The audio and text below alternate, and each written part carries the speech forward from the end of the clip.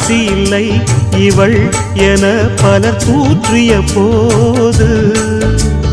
ராப்பகலாய் எழும் துயர் உனை வாட்டிய போது